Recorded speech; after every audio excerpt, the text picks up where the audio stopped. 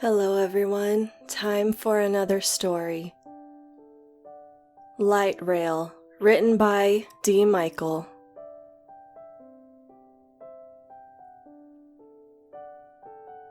My first guitar lesson went badly. My fingers had blisters on them from squeezing down on the strings so hard, and my playing was always off time. If my sister hadn't bought me a guitar for my birthday, I never would have thought about taking lessons. The night was late and quiet as I approached the stop of the city's light rail. Part of me was happy it was deserted because I wanted to be alone, but part of me worried what creeps might be drawn from the shadows by a girl alone in the night. At least the stop was brightly lit. Soon I heard footsteps and tensed up. A figure did emerge from the shadow, but it was a young woman who smiled at me as she passed. I sighed with relief and smiled back. Not long after she sat to wait for the train, more footsteps came out of the night from the other direction. This figure startled her. It was a young man in a long woolen overcoat. He ignored me, but glanced at the woman before he leaned against a post and looked down at the tracks to see if a train was coming. The night was cool, so his overcoat wasn't that suspicious, but it still gave me the creeps. In the movies, men with long overcoats were not the good guys. Calm down, I told myself. Don't be prejudicial. But I thanked God the woman showed up before he did. At last, in the distance, I heard the dinging of crossing lights coming to life, signaling the approach of a train. I looked and saw the train's headlights gleaming like a ghostly apparition floating in the air. The woman stood and approached the tracks. The man stepped forward. I gathered up my guitar and bag. The train roared to a stop with squealing brakes. Because of the lateness of the night, it only had 2 cars. I entered through the rear door of the rear car as the woman entered through the forward door. The man held back until the woman entered, then he boarded. I sat in the back and the woman sat toward the front facing away from me. The man sat across the aisle on a side seat designed for handicapped people, facing her. We were alone in the car. The train chimed its warning bells and jerked into movement. I couldn't wait to get into bed, but I also dreaded going to bed. What did I have to wake up to in the morning? I slept in late every day because my shift at the call center started in the afternoon. Sleep, work, come home to 4 walls and the dreariness of living alone. At least the guitar lesson was a diversion from that grind. I checked my bag to make sure I had my keys, more out of OCD than a real possibility they weren't there. Then I checked my phone to see if there were any messages. Of course there weren't, but I did see the low battery light on. When I looked up, I noticed the man gazing intently at the woman, who stared out the window with earbuds on, oblivious to his attention. She was attractive, so I couldn't blame him for being interested. But there was something about the intensity of his gaze that unsettled me. Stalker, maybe? His eyes flicked toward me, and I averted mine. But my curiosity wouldn't let me look down for long, so I carefully peeked. He stared at the woman again. The train squealed to a stop, and the woman stood to exit. My station was still 3 stops away. I watched as discreetly as I could to see what the man would do. He waited for her to pass him and leave the car, then stood and followed her out. Now I was really concerned. I debated whether to get involved, but thought, what else did I have to do? Go to bed and oversleep from a mild case of depression? At least this was something, some excitement in my life. I stood and exited. Outside the train, I saw the woman walking down the sidewalk with the man following, maybe 40 feet behind. Yeah, this had to be a stalker. A surge of pride hit me as I followed them. We girls need to stick together, and I was on a mission to make sure the woman was okay. Maybe I was all wrong and the man just happened to live in the same direction. But maybe something more troubling was in play. A part of me hoped that was true so I could be a hero. We crossed through a deserted parking lot, the man keeping a distance from the woman, and I keeping a distance from the man to not be noticed. She walked past the grocery store to a side street and continued along it, still unaware of the two people behind her. She headed for an apartment complex. The man followed her into it. Alarm bells went off inside me, but still, that wasn't too strange. It was a big complex and maybe just a coincidence he lived there. I stopped at the corner of a building and peered at them as the woman approached the stairs to the next building. The man kept following. Each step he took toward her made me more certain he meant no good. He'd find out where she lived. Who knew what harassment he might do in the future with that information? She took the stairs down to the apartment on the lower level and rummaged for her keys. I expected the man to hide in the shadows, watching, but dread shot through me as he crept up behind her. He raised his hand high above his head, and I realized he held a wicked knife in it. The woman turned, her face contorted into what probably would have been a scream, but the knife plunged down into her chest, again and again and again. I lost count how many times. She slumped to the ground. He stood over her, somberly staring at her as she died, then climbed up the stairs with a satisfied look on his face. I turned and pressed my back against the wall where he couldn't see me. I was too shocked to think, and could only breathe heavily to calm down. Suddenly, I realized the neck of my guitar case was sticking out past the corner. Quickly, I pulled it back. My heart pounded, but surely he wouldn't have noticed that in the dark. I came to my senses and realized I needed to call 911. I set my guitar down and pulled my phone out, but when I turned it on, it beeped at me and shut off again. Damn, the battery was dead. Panicking, I looked around, desperate for a hint of what to do. Across the street was an abandoned gas station with a payphone attached to the sidewall on the corner. I couldn't believe something as archaic as a payphone was conveniently there for me, but I didn't waste time thinking about it. I ran, dropped my guitar and bag at the corner, pulled out my wallet and rummaged for a quarter, and glanced up and saw there was no phone. Only a loose cable sticking out that a phone had once been attached to. I grabbed the cable and yanked on it in frustration. Out of the corner of my eye, I caught a brief glint of something flashing with reflected light. I turned and found the man nearly upon me with his bloodied knife above him. I grabbed my guitar case and swung it, bashing him on the side of the head. He stumbled back and fell, and I ran in a blind panic. I ran and ran. Thinking back, I realized how stupid I was to just run when there was a whole apartment complex of people whose doors I could have banged on for help. All I could think of was putting as much distance between me and the man as I could. Suddenly, I came to a stop and gazed at my empty hands. I'd left my guitar and bag behind. The guitar I didn't care about, but the bag had my keys and my wallet with my money and driver's license. I needed those things back. I retraced my steps and peered around the corner of a building toward the deserted gas station. The man was gone. The guitar case rested flat on the ground with my bag neatly set on top of it. That freaked me out, but I needed that bag.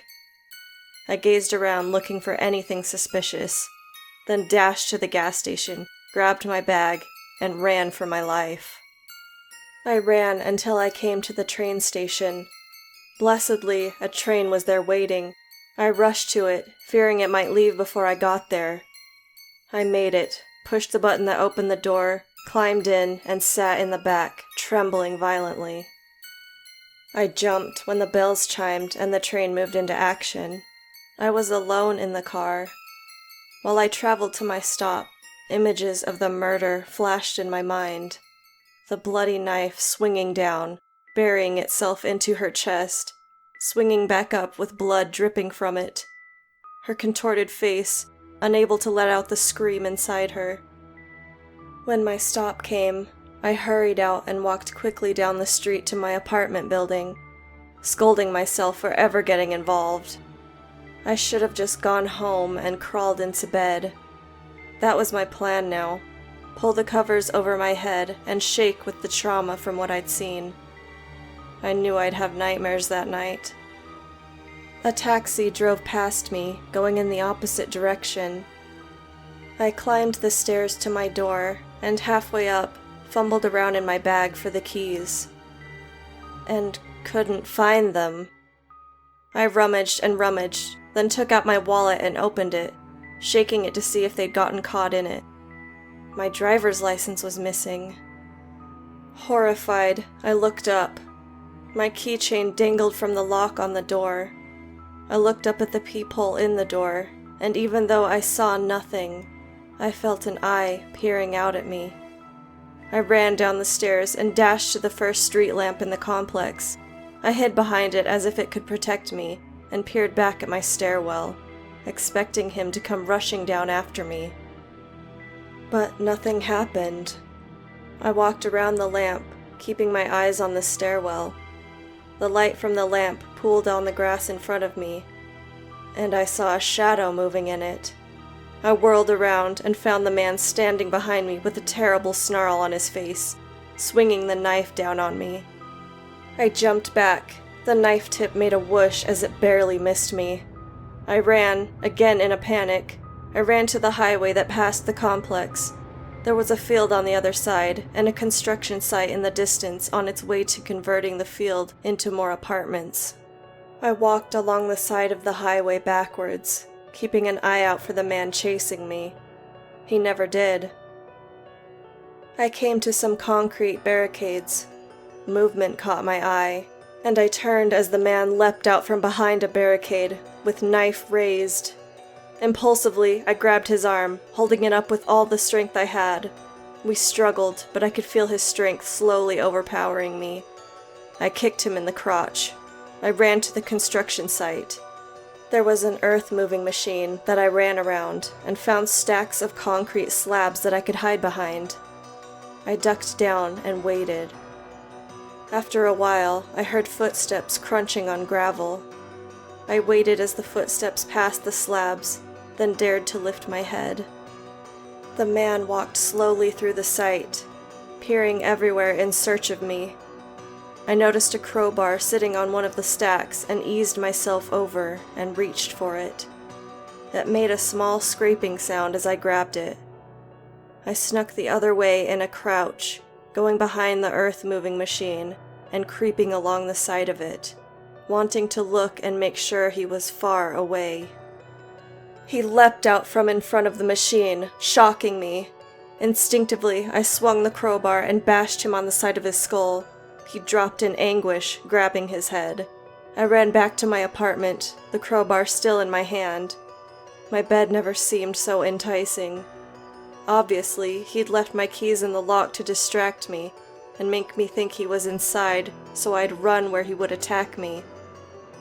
And I fell for it.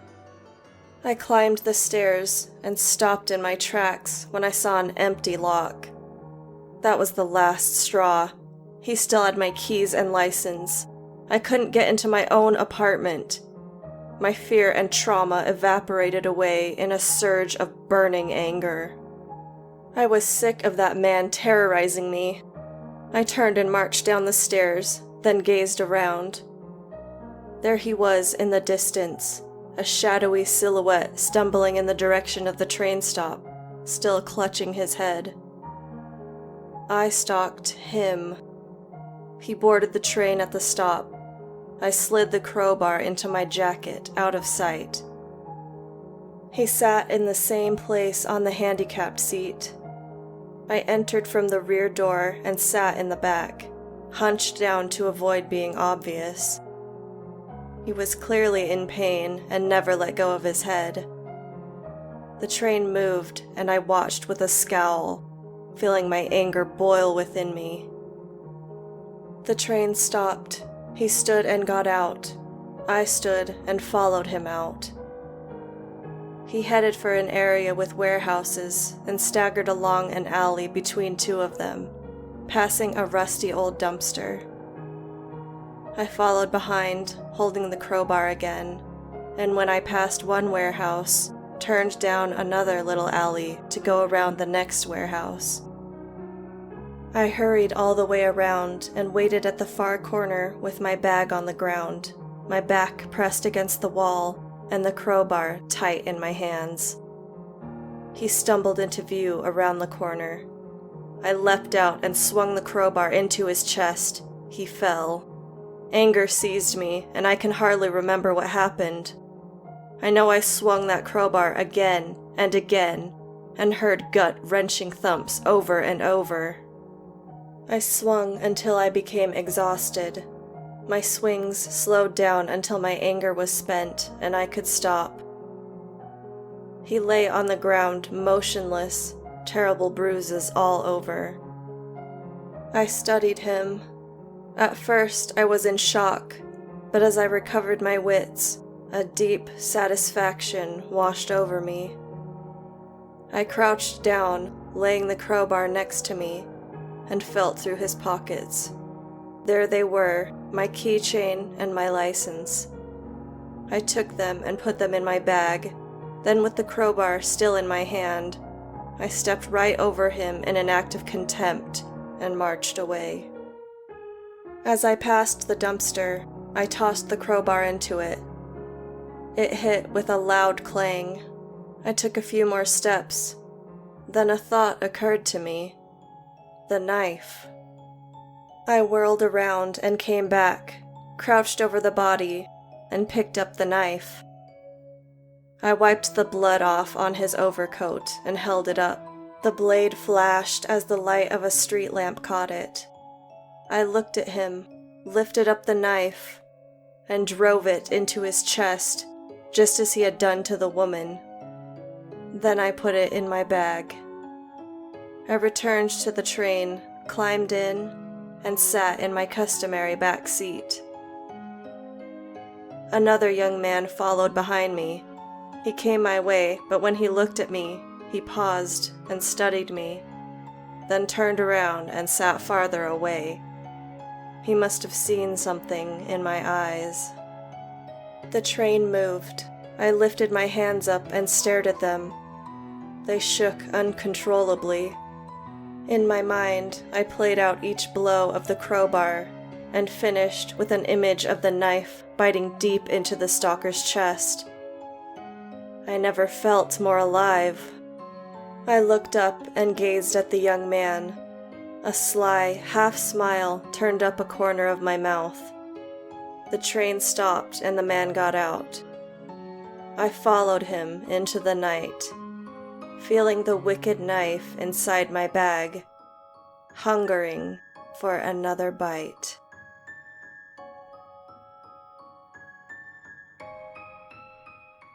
Thank you for listening to this story, my lovelies.